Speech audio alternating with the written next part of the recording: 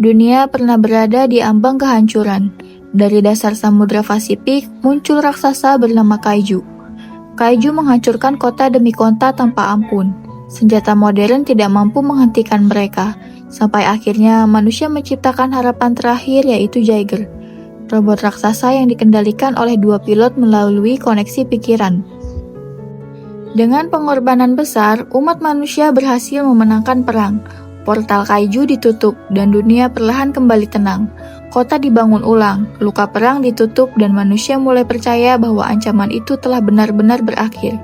Namun, kedamaian itu hanyalah sementara. Bertahun-tahun setelah perang, teknologi Jaeger berkembang pesat.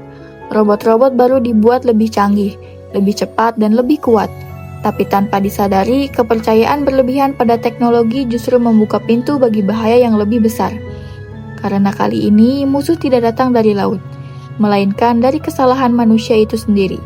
Dan inilah awal dari pertempuran baru yang akan menentukan nasib bumi sekali lagi. Halo guys, balik lagi di alur cerita Viriel. Di video kali ini kita bakal bahas alur cerita film yang berjudul Pacific Rim Uprising. Film ini adalah sequel atau lanjutan dari film Pacific Rim yang rilis tahun 2013. Jadi buat kamu yang belum nonton atau belum lihat alur cerita film pertamanya, tenang aja. Alur cerita film Pacific Rim 2013 sudah ada di profil aku ya. Bisa kamu tonton dulu biar makin nyambung. Nah, jadi film Pacific Rim Uprising ini menceritakan tentang ancaman kaiju yang ternyata belum benar-benar berakhir. Dengan Jaeger generasi baru dan pilot muda, umat manusia kembali harus bertarung demi mempertahankan bumi dari kehancuran. Oke guys, tanpa lama-lama, yuk kita langsung ke alur ceritanya.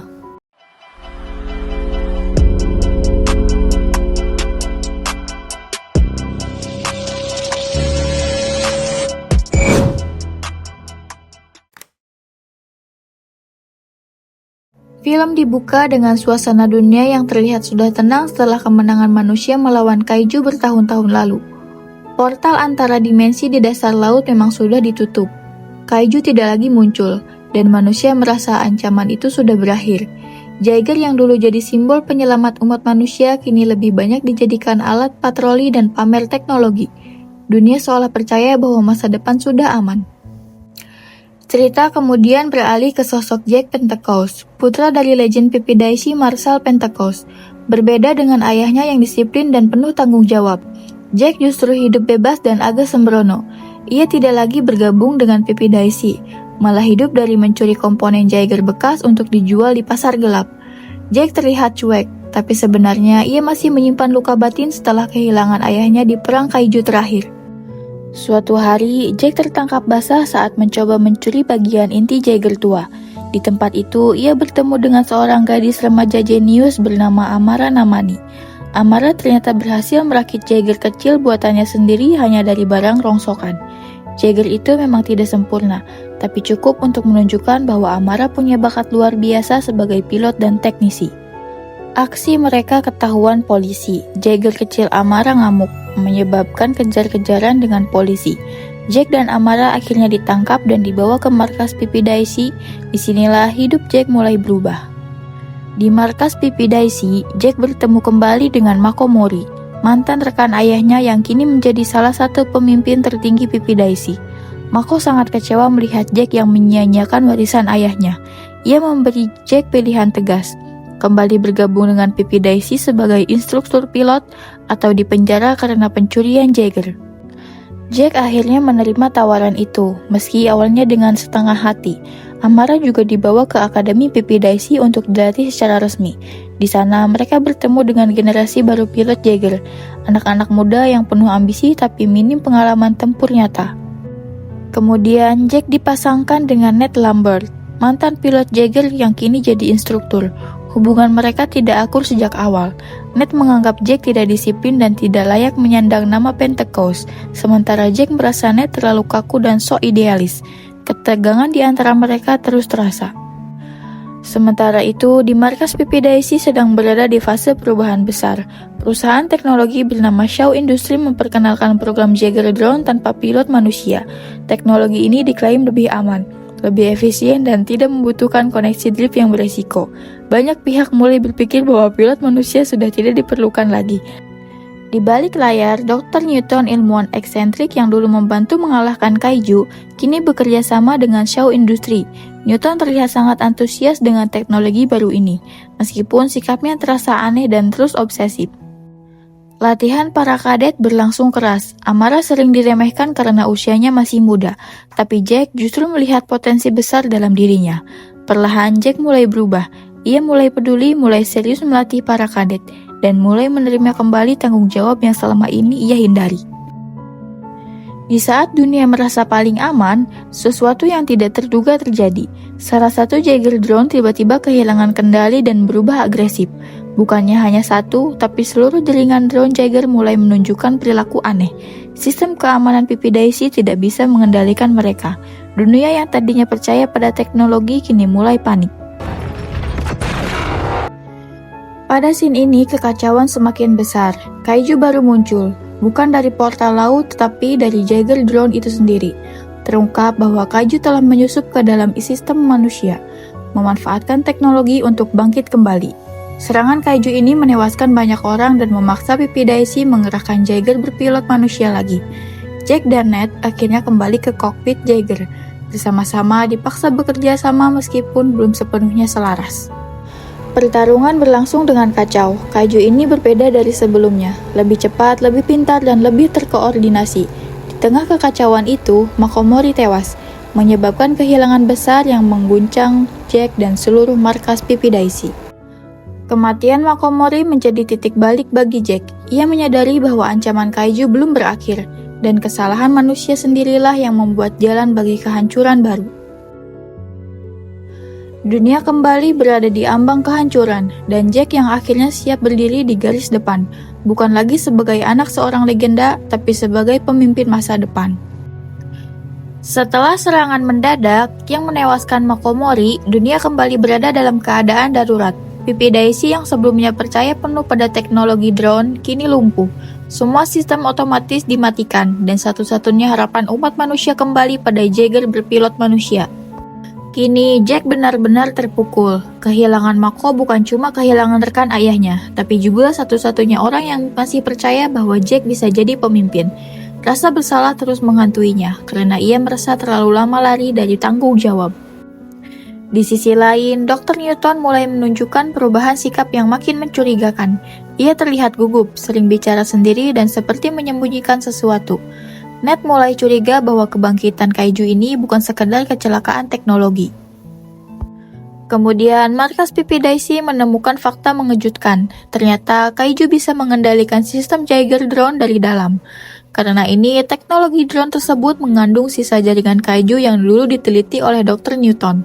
Artinya, musuh tidak lagi datang dari laut, tapi sudah berada di dalam sistem manusia itu sendiri. Pada scene ini, Jack, Ned, dan para pilot muda mulai dilibatkan dalam misi penyelidikan. Mereka menemukan bahwa kaiju sekarang berevolusi jauh lebih cepat. Bukan hanya kuat, tapi juga cerdas, mampu bekerja sama dan punya tujuan jelas. Ketegangan di Akademi Pipi Daisy meningkat. Para kadet tahu bahwa kali ini mereka bukan sedang latihan, tapi sedang dipersiapkan untuk perang sungguhan. Kebenaran besar akhirnya terungkap ketika Dr. Herman menyelidiki Newton lebih jauh. Newton ternyata masih terhubung secara mental dengan kaiju sejak film pertama. Ia merasa dirinya dipilih dan percaya bahwa kaiju bukan musuh, tapi tahap evolusi berikutnya bagi kehidupan umat manusia. Rencana kaiju ternyata sangat mengerikan. Mereka ingin menggabungkan beberapa kaiju menjadi satu makhluk raksasa, lalu mengarahkannya ke Gunung Fuji. Jika kaiju itu mencapai titik tersebut, energi yang dilepaskan akan memicu letusan besar dan menghancurkan ekosistem bumi, membuat planet ini cocok untuk kaiju dan memusnahkan umat manusia. Pipi Daisy hanya punya satu kesempatan untuk menghentikan rencana ini. Jack akhirnya diangkat sebagai komandan lapangan. Ini momen penting, karena untuk pertama kalinya ia benar-benar menerima warisan ayahnya, bukan sebagai legenda, tapi sebagai pemimpin yang harus membuat keputusan hidup dan mati. Para pilot Jaeger dipersiapkan untuk pertempuran terakhir. Amara dipasangkan dengan Jaeger muda lainnya yang terdiri 3 pilot dalam satu Jaeger. Kemudian Jack dan Ned bersama memimpin Jaeger senior. Saat alarm global berbunyi, kaiju mulai muncul satu persatu. Bukan dari laut, tapi dari berbagai titik di dunia. Hasil dari pengkhianatan teknologi manusia sendiri. kota-kota besar dilanda kepanikan. Pertempuran besar pun dimulai. Jaeger bertarung habis-habisan melawan kaiju yang terus berevolusi. Namun situasi makin buruk ketika kaiju berhasil bergabung menjadi satu makhluk raksasa, jauh lebih besar dari kaiju sebelumnya. Makhluk ini bergerak menuju Gunung Fuji dan waktu manusia hampir habis. Pertempuran terakhir dimulai di wilayah Tokyo. Kota yang padat penduduk itu berubah menjadi medan perang dalam hitungan menit. Bangunan hancur, jalanan retak, dan sirine darurat meraung tanpa henti. Kaiju raksasa hasil penggabungan itu melangkah perlahan tapi pasti menuju Gunung Fuji. Yang ternyata Gunung Fuji memiliki inti bumi yang langka dan diincar oleh kaiju tersebut untuk menghancurkan bumi. Pertempuran berlangsung dengan brutal. Kaiju raksasa ini bukan cuma kuat, tapi juga cerdas. Ia mampu memprediksi gerakan Jaeger, memanfaatkan lingkungan kota sebagai senjata, dan melumpuhkan beberapa Jaeger hanya dalam hitungan detik. Satu persatu Jaeger tumbang dan situasi makin terasa putus asa. Para anggota Jaeger mulai kehabisan tenaga dan salah satu dari mereka ada yang gugur di sana. Amara yang sudah kewalahan akhirnya menghampiri Jack yang sudah tumbang di dalam Jaeger. Karena Ned sudah tidak bisa bertempur, akhirnya digantikan oleh Amara. Jack dan Amara berada di dalam Jaeger mereka, berusaha tetap fokus meskipun tekanan mental luar biasa. Di dalam kokpit, Jack berusaha menenangkan Amara, mengingatkan bahwa mereka bertarung bukan cuma demi kemenangan, tapi demi masa depan umat manusia. Kemudian, Jack dan tim teknisi Pipidaisi menyadari bahwa satu-satunya cara menghentikan kaiju ini bukan dengan kekuatan fisik, tapi dengan menghancurkan sistem koordinasi di dalam tubuhnya. Mereka menemukan bahwa kaiju tersebut memiliki inti energi yang mengendalikan seluruh tubuh gabungannya. Jika inti itu hancur, kaiju akan kehilangan kendali. Namun, untuk mencapai titik tersebut, Jaeger harus mendekat sangat dekat, hampir mustahil tanpa resiko kehancuran total. Jack membuat keputusan sulit. Ia memilih untuk mengambil resiko itu sendiri. Dalam kondisi ini, ada Dr. Liwen yang mengendalikan Jaeger dari jarak jauh, yaitu menggunakan Jaeger kecil bernama Gypsy milik Amara, yang dulu pernah dibuat olehnya. Jaeger Gypsy membantu memasangkan roket di tubuh Gypsy Danger. Dengan dikendalikan jauh oleh Dr. Liwen, akhirnya roket tersebut bisa dipasangkan dan mereka berhasil terbang menuju atmosfer. Dengan sisa tenaga Jaeger yang ada, Jack dan Amara menerobos menuju atmosfer dan terjun kembali ke bumi sesuai titik di mana kaiju itu berada.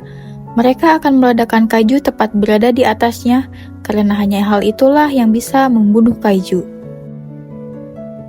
Dengan koordinasi terakhir, mereka berhasil menembus pertahanan kaiju dan menghantam inti energinya. Ledakan besar terjadi, mengguncang seluruh area Tokyo. Kaiju raksasa itu akhirnya runtuh, berhenti tepat sebelum mencapai Gunung Fuji.